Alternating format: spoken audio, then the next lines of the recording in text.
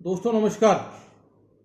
दोस्तों आपस में वकील वकील तो भिड़ जाते हैं किसी पार्टी के लिए, लेकिन ऐसा केस अगर आ जाए कि वकील साहब और जज साहब आपस में भिड़ जाए किसी बात को लेके, तो जिस पार्टी ने आके बात करनी है या जिस पार्टी के लिए लड़ा जा रहा है उसके साथ बताना क्या हो।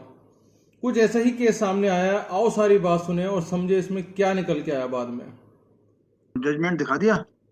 ठीक देखो कुछ है नहीं उसमें, वो तो आप बोलो तो आपके खिलाफ 420 का मुकदमा कायम करने का और आदेश कर दूं। ओहो, थोड़ा सा निवेदन सुन ले। बताओ, करो निवेदन। जी आपको अपनी आंखों से नहीं दिख रहा, आप बहस कर रहे हो। आप नहीं दिख रहा है ना सर, फिर दिख रहा है तो बहस क्यों कर रहे हो आप? मेरा थोड़ा सा निवेदन तो सुन ले। आप निवेदन क्या करोगे? तो इतना जो है गलत काम के अंदर आप निवेदन करोगे?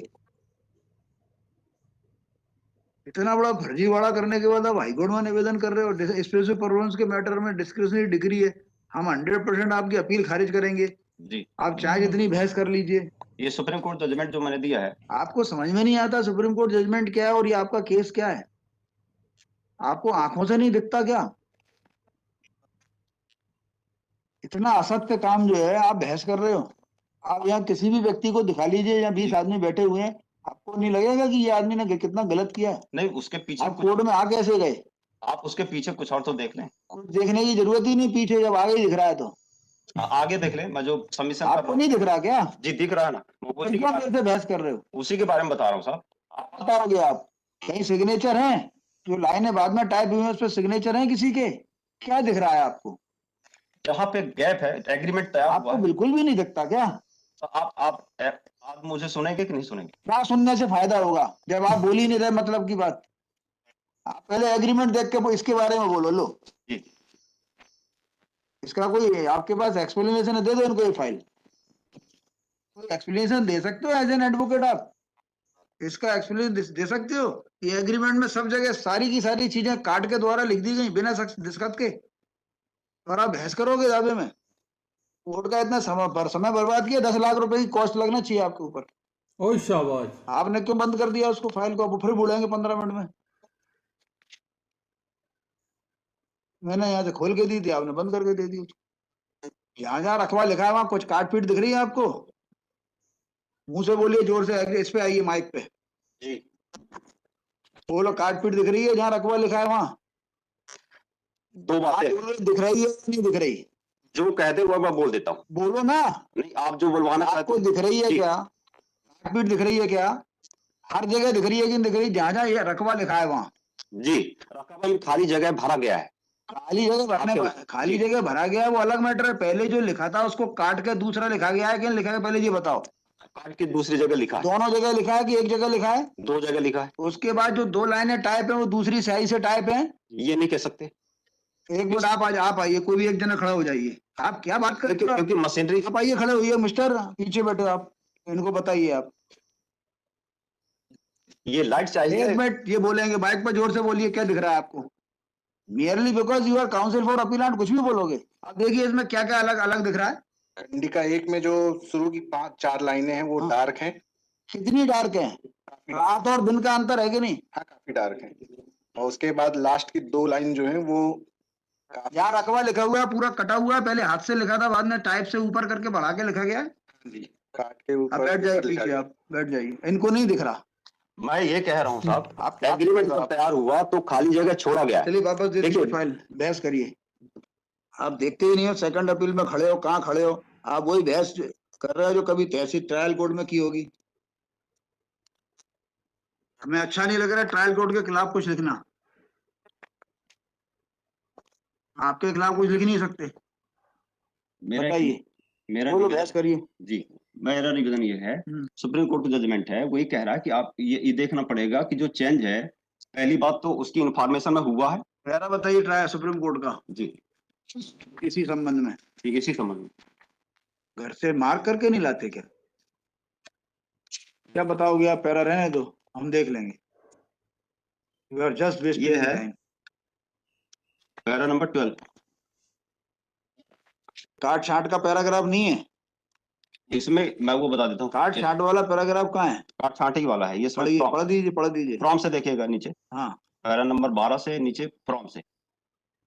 हाँ।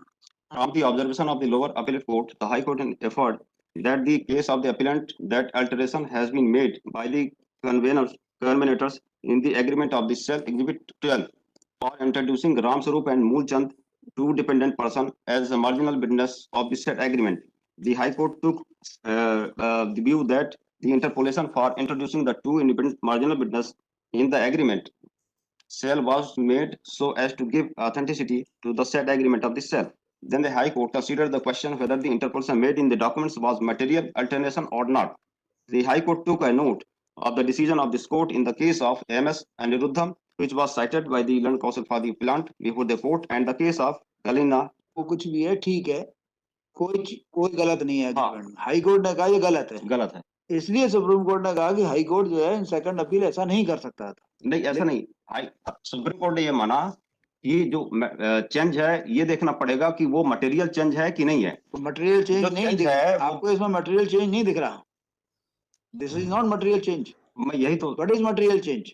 मटेरियल चेंज है या आपके कंसिडरेशन अमाउंट में चेंज कर दिया जाए, आपके डेट में चेंज कर दिया जाए, इसमें वो जो मतलब जमीन में चेंज कर दिया जाए। नहीं, जमीन में चेंज नहीं है, मैं वही तो निवेदन कर रहा हूँ। कहाँ करो ना निवेदन, थोड़ा सा मतलब कहाँ निवेदन कर रहे हो आप तो बहस तक नहीं कर रहे इस पॉइंट पे। मैं करता रहा हूँ, आप बताइए ना मटेरियल कौन सा चेंज है। मैं बताता हूँ, उसके पहले आप रोक देते हैं। आप ये बताइए ना, एग्रीमेंट से तो बताइए। मैं एग्रीमेंट से ही बता रहा हूँ साहब। बताइए क्या मटेरियल चेंज नहीं है जी, क्या था, क्या कर दिया, ये तो बताइए। हाँ बताइए। फॉर मोमेंट आप ये भूल जाएं कि इसमें कोई इंटरपोलेशन। मैं क्यों भूल जाऊं? एक एग्जांपल दे रहा हूँ, ठीक है, नहीं भूल सकता जी। आप ये नहीं कह सकते कि फॉर ए मोमेंट आप आंख बंद कर लो। ये कंटेंट बताइए कि इसमें एग्रीमेंट में कौन सा क्या लिखा था और क्या बदल दिया गया, ऐसा प्रतीत हो रहा है? भी नहीं बदला है? मैं वही तो निवेदन कर रहा हूँ, कुछ भी नहीं बदला गया है। क्या सिग्नेचर है उस पर? ये जो चेंजेस है इसको यदि गायब कर दिए, डिसअपियर हो जाए, इसके बाद भी उसके कंटेंट में कोई अंतर नहीं आ रहा है। अच्छा जी, वो कैसे पता लगेगा? जी मैं बता रहा हूँ ना, आप यहाँ से देखेंगे पैरा नंबर 1 से फिर से पढ़ लिया मैंने, आप सुप्रीम कोर्ट नहीं पढ़ना मेरे को। ये एग्रीमेंट अपनी बाजी वाली बात, मैं एग्रीमेंट ही पढ़ रहा हूँ। हाँ पढ़ दीजिए। नामिनी पीपर वाली बारी हाँ भूमि मुझ प्रथम पक्ष के भूमि समेत कब्जा दखल की है, जो राजस्व अभिलेख भूमि समेत दर्ज रिकॉर्ड है। हाँ जो जमीन का संबंध है वो नामिनी पीपर वाली बारी के नाम से जमीन है। हाँ इसके बाद ये पैसे लेना की भी बात कर रहे हैं कि मैंने पैसे लिया। आप थोड़ा सा देखेंगे जो खसरा नंबर जहाँ पे आपने बताया कि खाली जगह था उसको बाद में भरा गया 220/2 0.4। तो जब एग्रीमेंट तैयार हो रहा था उस समय ये जगह क्यों छोड़ी गई होगी? ये इसलिए छोड़ी गई, या तो ये बात है, मैं केस से हट के बात कर रहा हूँ, या तो ये हो सकता है गांव की पोजीशन में कि इसको याद नहीं रहा होगा, रीड पुस्तिका या डॉक्यूमेंट्स मंगाने के बाद उसने फिर सामने बैठ के और दूसरी टाइपिंग मशीन से इसने टाइप करवाई होगी। अदरवाइज ये गैप नहीं छोड़ी जाती।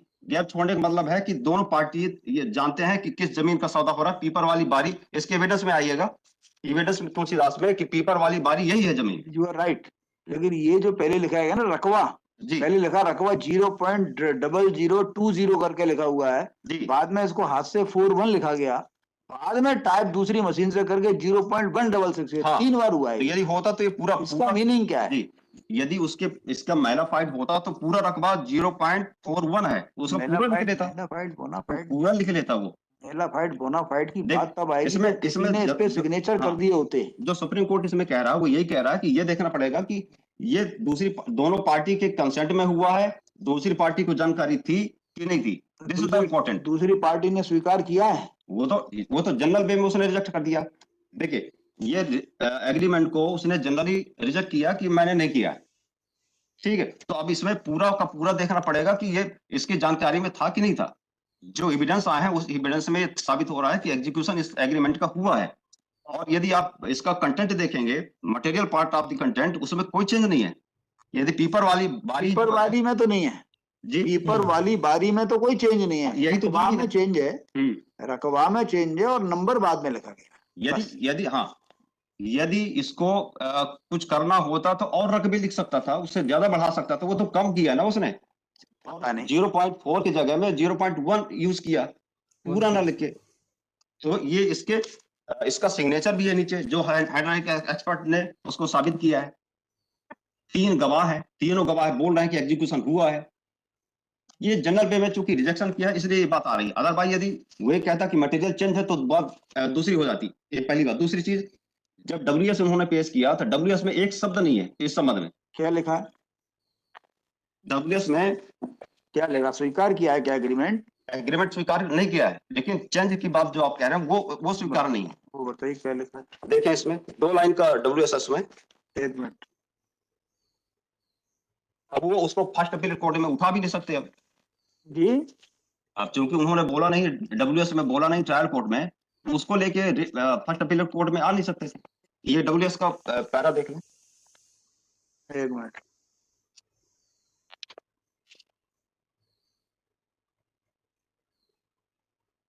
प्रतिवादी क्रमांक 1 और 2।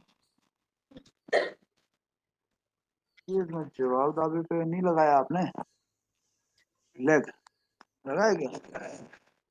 मैंने भी पेश किया उसमें, देख लीजिए होगा।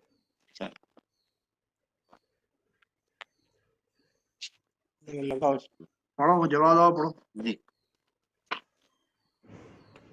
ये 1 से 13 तक के जनरल डिनाइल है, वो विशेष कथा में पढ़ रहा हूँ। नंबर 14, यह कि ग्राम देवरी स्थित आराजी खसरान 220/2 रकबा 0.166 हेक्टेयर भूमि प्रतिवादी क्रमांक 1 की पुश्तैनी आराजी है। बाद में भूमि कभी भी प्रतिवादी क्रमांक 1 से क्रय नहीं की थी, न ही प्रतिवादी क्रमांक 1 ने वादी को भूमि बेची ही थी। दिनांक 17/9/7 का अनुबंध पत्र पूर्णतः फर्जी है। यह कि प्रतिवादी क्रमांक 1 के द्वारा बाद आराजी सहित अपनी अन्य भूमियों का विक्रय प्रतिवादी क्रमांक 1-2 को किया गया है, जिसका जिला रजिस्ट्रार के समक्ष विधिवत पंजीयन कराया गया। प्रतिवादी क्रमांक 2 बाद भूमि का स्वतःधारी स्वामी है, जिस पर वादी किसी तरह की आज्ञप्ति का हकदार नहीं है। वादी के द्वारा जिस अनुबंध पत्र को आधार बनाकर न्यायालय में वाद प्रस्तुत किया गया वह पूर्णतः फर्जी है। प्रस्तुत अनुबंध पत्र न तो रजिस्टर्ड है, न ही नोटरी द्वारा प्रमाणित है। साथ ही अनुबंध पत्र जिस स्टाम्प पर तहरीर है वह वर्ष 2007 में इस तरह के स्टाम्प चलन में नहीं थे। स्टाम्प के मोनो की चौड़ाई 2007 में प्रस्तुत स्टाम्प से कम होती थी। सेकंड अपील में reappreciation of evidence is not permissible. मैं इसलिए बोला था कि तुलसीदास ने ये बोला है कि जो पीपल वाली बारी है वो यही भूमि है। हाँ वो मान लिया ना मैंने, पेपर वाली तो ठीक है, हाँ। मैं उसको डिस्प्यूट भी नहीं कर रहा जी। और बताएं। तो ये इस चीज को second appeal has been preferred by appellants oblique plaintiffs challenging the judgment and decree dated 31/10/2022 whereby 31/10/2022 passed by District Judge Jai Singh Nagar District Schedule in Civil Appeal number 3/2022 reversing the judgment and decree। तो दोस्तों इस case में पहले जज साहब और वकील साहब आपस में भिड़े, क्योंकि वकील साहब कुछ पॉइंट बताना चाह रहे थे। हालांकि जज साहब को एक नज़र में, या कह लो सीधे तौर पे जज साहब कहने के भैया तुमने 420 की है तो मैं 420 को नहीं सुनूंगा, लेकिन वो कह रहा था कि मेरी कुछ बात या मेरा कुछ पक्ष आप सुन लो ताकि मैं अपने आप को ये प्रूव कर जाऊं कि इसमें मेरी सारी 420 नहीं है।